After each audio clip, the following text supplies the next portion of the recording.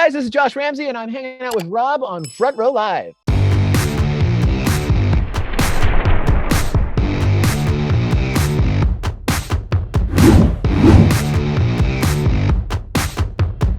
What a debut solo record you just released, man. Like, you took us on this incredible journey of all genres in 18 tracks. Yeah.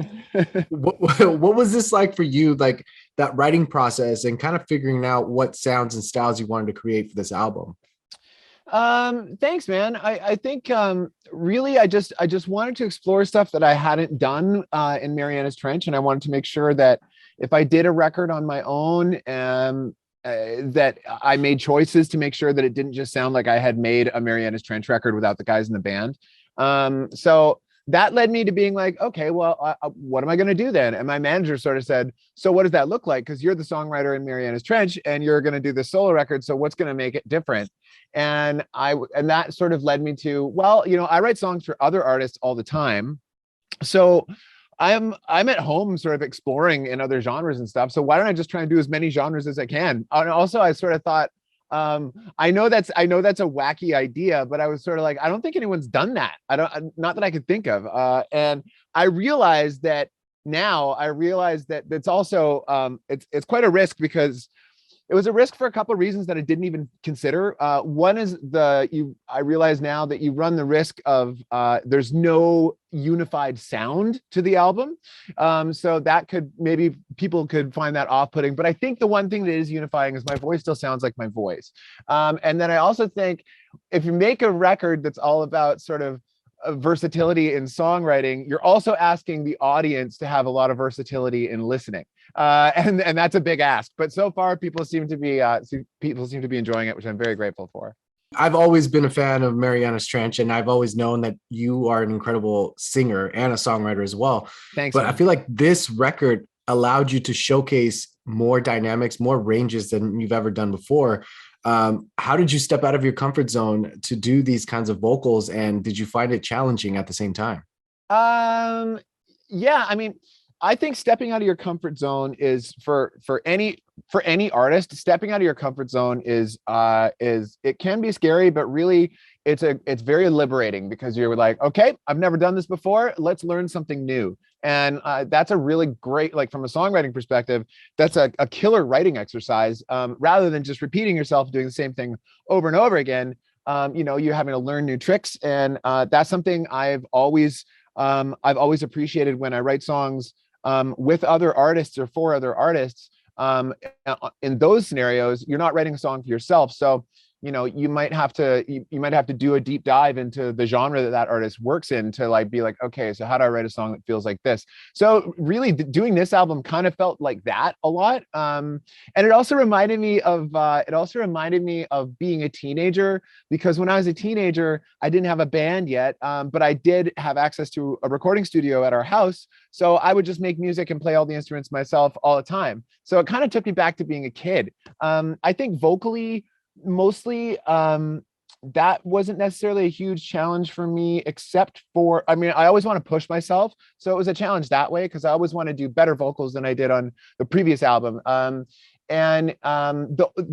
enough, the one that was actually the biggest challenge on this one isn't vocally speaking difficult, but doing the country song with Dallas, it was more about it's not about like licks and runs and, you know, singing fast or big. That one was really about tone and getting my voice to feel like it sounded like a country singer and not like me. Because when I first started singing, not like how I normally sing, because when I first laid down the verse, I sang it how I normally would sing things like that, and it just didn't fit. It didn't fit the song. It took the song away from the country vibe and took it into the pop vibe, and I really didn't want that. So I went back to the drawing board quite a few times on that verse. So that is actually probably the thing that I took the longest on in terms of the vocals, even though it's not particularly difficult at all. That's a good point. I mean, the tone makes a big difference. It's going to be just another pop song or an actual country record. Yeah, and it's kind of like at first, then I went too far the other way. You know, like first, then it sounded like a caricature or like an SNL skit or something, and I didn't want that either.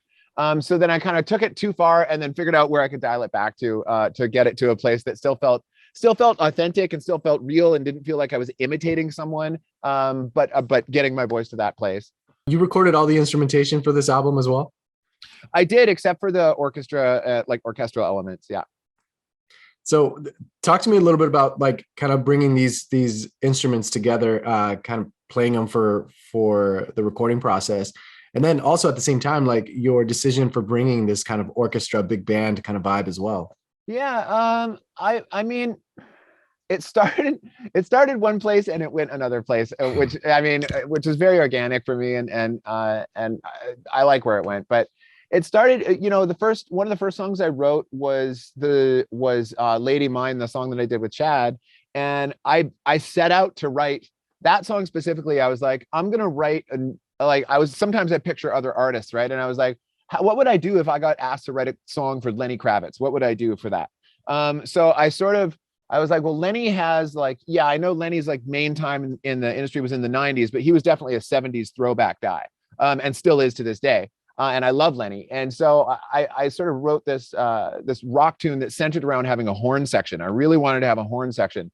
And then from there, I guess I just kind of got inspired by writing horn parts and stuff. And then sort of that led me to be like, I think I want to do a big band swing song. I've never done that. That might be fun. And that has more horns in it. And then eventually I was like, then when it got to, I wanted to write a song for my dad and to remember him, and for my mom as well. There's a song for each of them. And those songs have a lot more orchestral elements. So especially the one for my dad is a full symphony orchestra. That was the most time consuming thing to record ever, because we had to do it during we could only do like 5 or 6 people at a time. So it took a long time to get that song done. And then after that, then I basically was like, okay, so that's the last song on the album. Nothing can follow that. That has to be the end.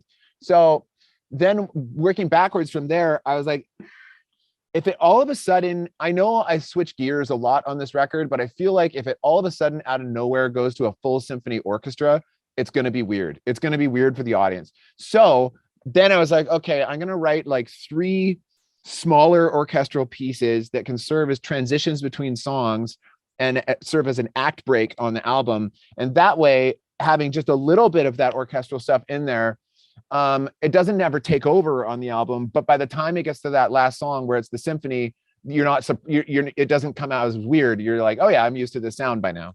You did research to create this record. I feel like that's what it was. It was like you had a whole Venn diagram going on before you actually got into the studio. Yeah, for sure. So as far as the writing process goes, what was different this time around with your writing? Did these instruments, did these sounds kind of change the way that you were writing the lyrics? That's a good question. I almost always write the lyrics last, but ideally, I like to have a song title first because that can shape a lot of things. But a lot of times if I'm writing, I'll have a melody, I'll have all the melody first, and then I'll sort of picture what chords would work with that. And I'll kind of do that all internally. And then once I feel like that is all stuck in my head for a few days, if it doesn't get stuck in my head, then I feel like it wasn't very good. And if it does get stuck in my head, then I think maybe it could get stuck in someone else's head. And so from there, I'll start to record it.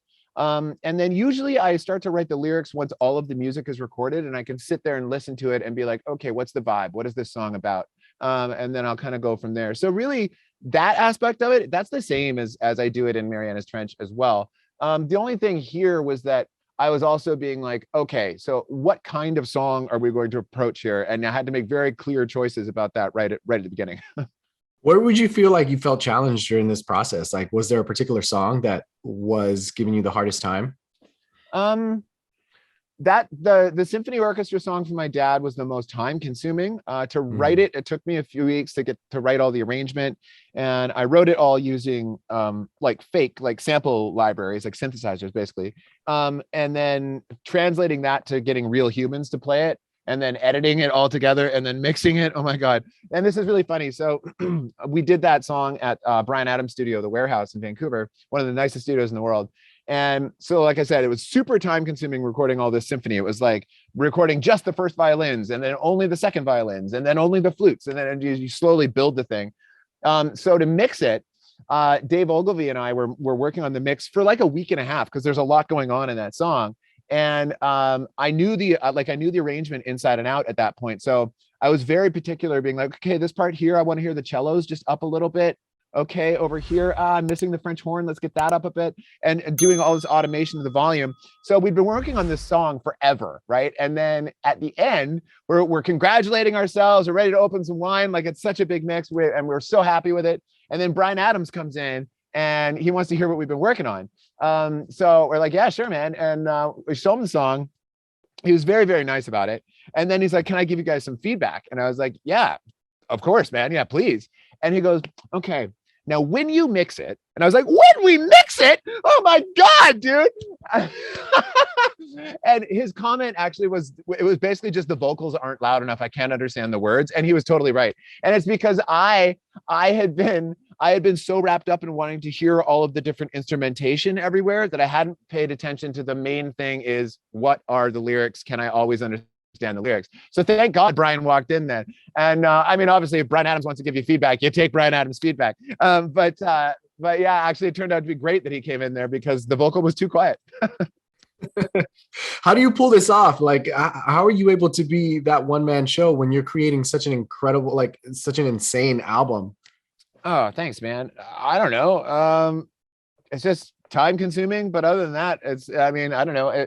To me, I know a lot of artists work with outside producers, and I did at the beginning of my career because I wasn't ready yet. And then on the second Marianas Trench album, we worked with we changed it up, and we worked with like a couple producers for this song, couple producers for this song, producers for a couple of these songs.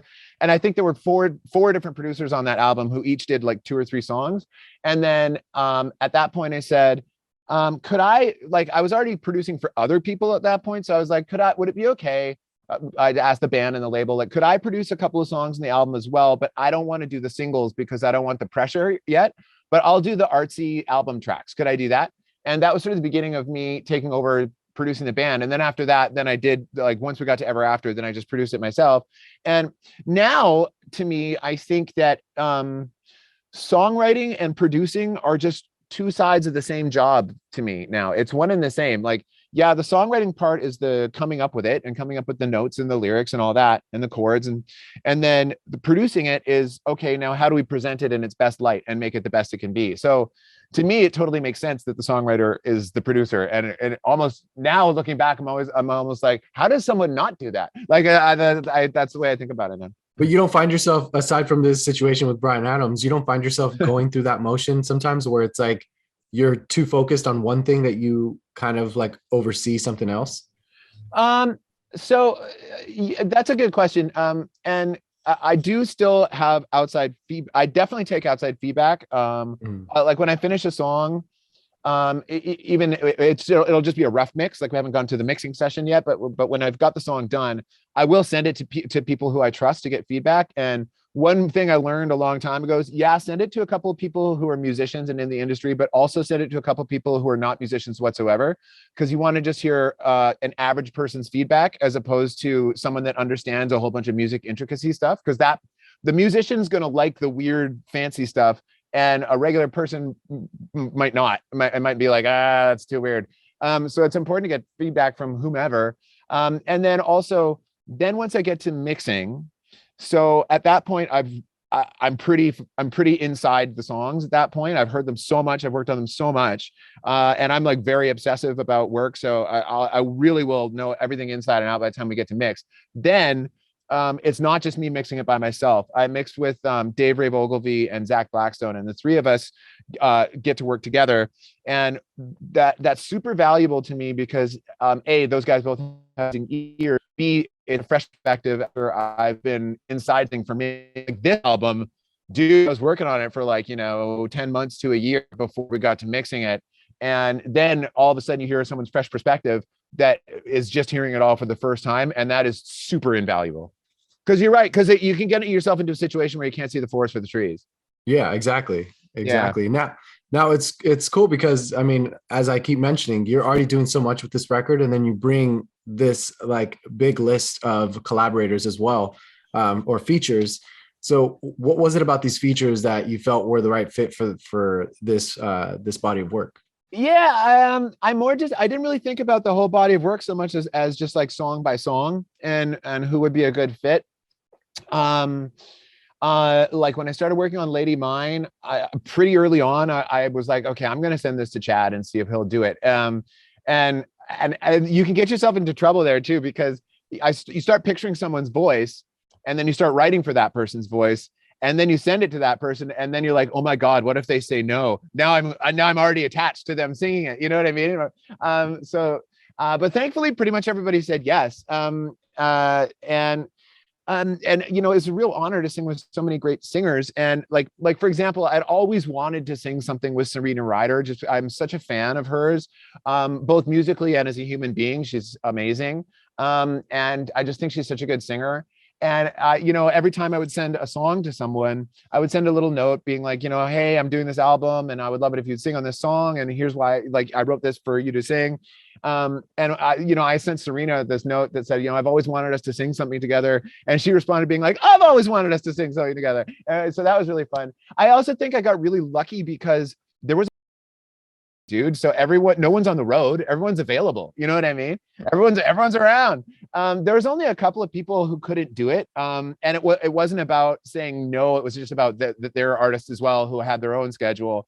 Like there's one song called Reckless Heart that I know this guy Martin, who had signed Marianas Trench for the Astoria album cycle to Cherry Tree and Interscope in the States. And Martin's other job is he's Sting's manager. And so I've met Sting a couple of times, and which is hilarious, dude. He's like completely unaware of his iconic Stingness. Like he's like the most normal, humble guy. It's great. It's like, I was actually nervous the first time I met him because I was like, I love Sting so much. Please be nice. Please be nice. And he was like the most charming, lovely guy. So Martin heard that I was doing this album, that there was a bunch of features on it. And Martin called me and he was like, I want you to write something for me to pitch to Sting to come sing with you. And I was like, really? Like, do you think Sting? Like, obviously that would be insane, but like, do you really think he would do it? And Martin was like, yeah, I think he would. You should write something. I was like, okay. So I dove head over heels and I was like, okay, what would I do? What would I want to hear Sting do? And I was like, the only choice I think is to be like, what if the Police had a new song in 2022? And I'm going to write that song. So I wrote the song Reckless Heart, and then I sent it to him. And then Sting was too busy because he's doing like 3 albums this year. So, but you know what? I wasn't upset about it at all because I would have never written that song had I not had this weird request, right? So I still got the song out of it. So I'm happy with that. Maybe that could be something in the future, like a extra version or something. Like, yeah, you never know. You never know. The Sting version. Yeah, dude. And he's like the most prolific guy. The last time I saw him was right before and he was acting in a play that he had written, a musical called The Last Ship in Toronto. And we went to see him, and check this out. Like at this guy's age, this is unbelievable, dude. So he's acting in the play, he's singing in the play, he wrote the play. And then in between scenes, when it's a scene that he wasn't in, he was downstairs in his dressing room and Martin had a portable recording studio set up for him. And he was recording his newest album at the same time. He would like literally go down, do a couple takes, go back up, do a scene, go back to like he's a monster. It's amazing. Sounds like Josh Ramsay though. Nah, I want to be like him when I grow up. You already are. You're already at that level. That's the thing. Well, this record is incredible. I love how different it is. I love that, you know, coming into it, I didn't know what to expect. And even while I started listening to it, I didn't know what to expect going on to the next tracks. And I love it. I feel like you had the most fun creating this. Oh, thanks, man. I mean, did you have any kind of challenge at all whatsoever with this record? Oh, sure. Yeah. Definitely had challenges. But I mean, it had challenges, but also I had a lot of benefits on doing this album this way, because on the last Marianas Trench album, Phantoms, I'm really proud of that album. But if I'm being honest, it needed about 3 more songs, in my opinion. But I had such a strong deadline that I just didn't, there was no time. It was like, I distinctly remember it was Boxing Day and I had to start mixing the album on January 1st. And I still hadn't even written or recorded the opening or closing songs. So like, that's how down to the wire that album was. So it's kind of a miracle that we got the album that we did. But in doing this album, it was like, hey man, showbiz shut down for 2 years, like everything shut down for 2 years. So I really didn't have any deadline. No one was breathing down my neck saying, where's the album? Where's the album? There was no one, we hadn't even announced that an album was happening. So no one was expecting anything. So basically I just locked myself in a room for a year and just did whatever and just kind of played. I just felt like being a kid again. And I just sort of just everything on this album is me just following intuition and instincts and just seeing what happens. And there's only 2 songs that didn't make the cut. Well, congratulations with this record, man. It's once again another masterpiece that you've been a part of. Thank you. That's very kind of you. And I'm excited about it. So thank you again for taking the time to talk to me, Josh. I look forward to reuniting again soon in person. Yeah. And hopefully a tour or something along the lines with this record. That would be a little bit interesting. Yeah, we're starting. Yeah, we are doing a tour. We just announced it. It starts in at the beginning of May. We're doing Canada in the beginning of May, and then there's and then more dates into the United States that I haven't announced yet. Amazing. Yeah. Well, thank you again for reuniting with me. Always a pleasure. Yeah, nice to see you, man. Thanks for having me.